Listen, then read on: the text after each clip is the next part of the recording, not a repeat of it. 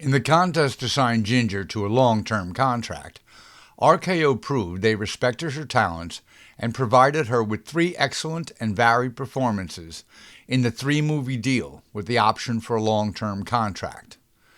First, they highlighted Ginger's talents as a hot-tempered, fast-talking girl in Professional Sweetheart. Then, a charming romantic comedy in Rafter Romance.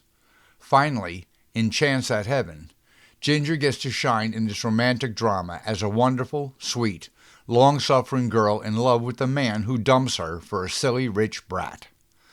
Co-starring with Joel McCrea for the first of 2 times, Ginger's been dating McCrae for a long time, but when an absurd little rich brat, played by Marian Nixon, decides to slum for a while, Ginger loses her man. She loves him so she is willing to become the good friend, even of Nixon. And when playtime is over for the brat and she dumps him, loyal Ginger is there for him. It's an unusual role for Ginger in that she has second billing, but a smaller role.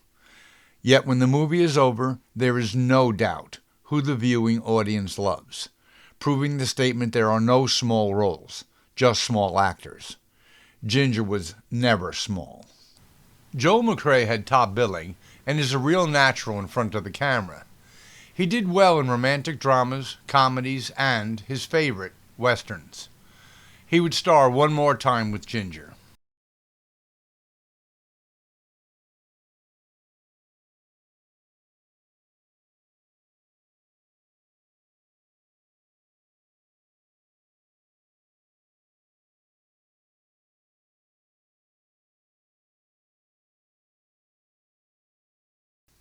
The movie starts with Ginger and her parents waiting for McCrae, Ginger's boyfriend, a half hour late for dinner and no call.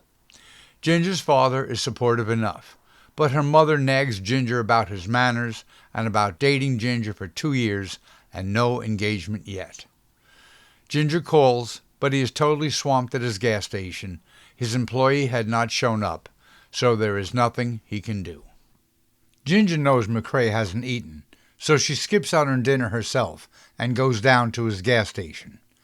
She's going to have a nice dinner ready for him at his house when his day finally ends. When he gets home, though, Ginger is bothered by what her mother said and asks McCrae, does he love anyone? And he says no. He says how great she is, so smart, and she calls herself his grandmother.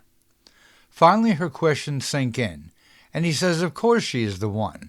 Thought she knew that. He was just waiting to be a little more successful. It's hard to like his character. Are there men out there really that dense?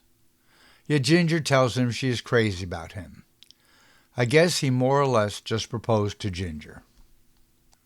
Ginger comes to visit McCrae, and a few moments later It arrives, performed by Marian Nixon, an absurd rich brat that crashes her car into everything and does silly poses for McCrae.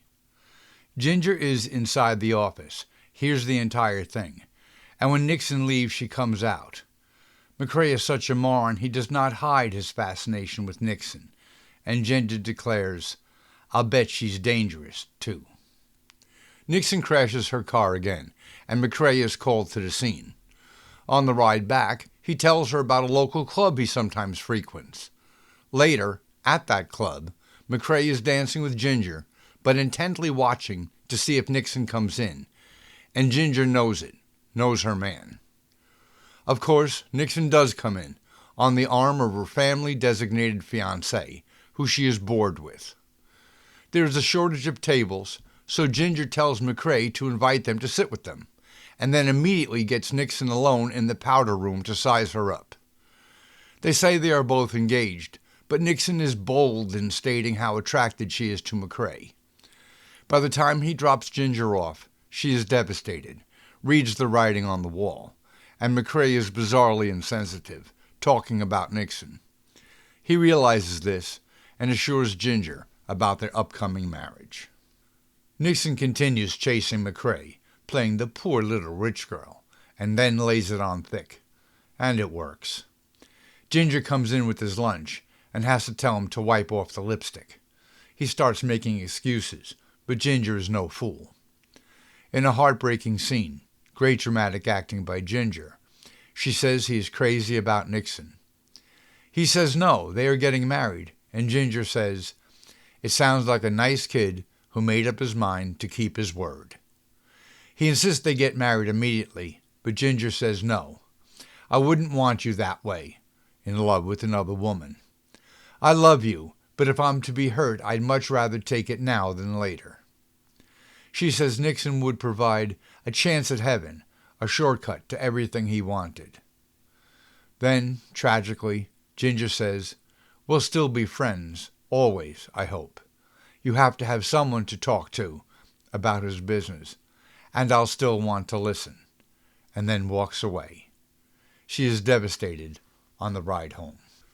Ginger's family takes her away on a vacation.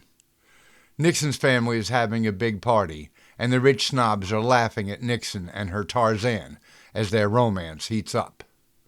Her mother tells Nixon's ex-fiancé to woo her. This phase will pass. But then Nixon sends her a telegraph announcing she and McCrae are married, and her mother is devastated.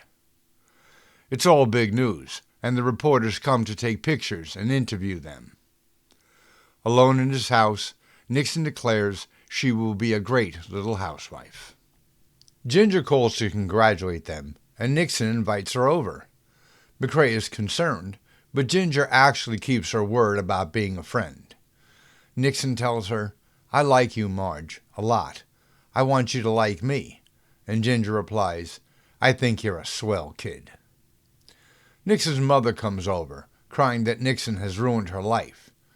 Then she starts telling McCrae how they have to find a respectable career for him, and he says he is doing just fine. But when she demands they move to New York City, he puts his foot down. As the mother leaves, they bring in just a few trunks of Nixon's things. Later, he comes home to find Ginger helping Nixon redecorate. All goes well until McCrae passionately kisses Nixon, and it is too much for Ginger and she rushes out. He is so dense, he says, she didn't even say goodbye. I wonder what's the matter with her. Nixon calls Ginger for a recipe for dinner, but she is just hopeless, and Ginger comes over to show her how. Of course, she does not pay attention at all. He comes home, and she has replaced his comfortable armchair with absurdity.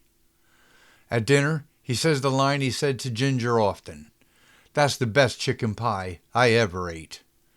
She never mentions Ginger cooked it. Nixon rushes over to Ginger, all upset. Playtime just got awfully real because Nixon is pregnant.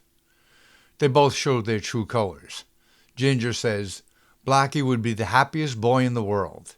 And Nixon replies, but what about me? Everybody in town knows he's to be a father, except McCrae. He learns of it from the doctor. Nixon's mother, who has been a despicable character, in the end knows her daughter and seizes on the opportunity. For a moment, McCrae celebrates. Soon he is told Nixon is going with her mother so she can be taken care of. And she stays away for months. Ginger comes in, dreading telling McCrae the truth. She got a telegram to send the trunks, and Nixon is heading off to California. He rushes to New York, where the mother gloats. He goes to kiss his wife, and she turns away. She tells McCrae it is all over. When he asks about the baby, the mother says the doctor was wrong. Even dense McCrae knows what that means, and leaves. McCrae disappears for a while. Finally, he returns home. He doesn't even realize at first, as he sits down, his favorite chair is back. And then there she is, his loyal Ginger, telling him his dinner is almost ready. He is stunned, tries to talk to her, but she keeps on cutting him off. He finally gets out what a sap he has been, and Ginger says she has also been a sap, but he better not say that. Again, as he tries to apologize, Ginger cuts him off, saying, Once upon a time, a knight rode away on a cloud with the princess. But one day, the princess pulled the cloud out from under him, and he fell right smack dab on his... She continues. What the boy didn't know was that the local Cinderella loved him, and she wanted him to be happy. And boy, is she happy. He replies with what seems to be as close to I love you as he can say to Ginger. That's the best chicken pie I ever ate. I have to watch a movie more than once till I really decide what it meant. A part of me is upset with Ginger for being such a doormat. McCrae takes, or at least took, her for granted. The title is Chance at Heaven, and at first it seems it means his time with the rich brat.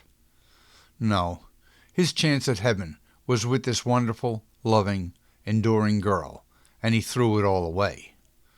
Now he has another chance, and hopefully he finally realizes it. Ginger had played many roles, but I find this performance one of her most touching. Like I said in the intro, when the movie is over, there is no doubt which character the audience loves. Please like and subscribe.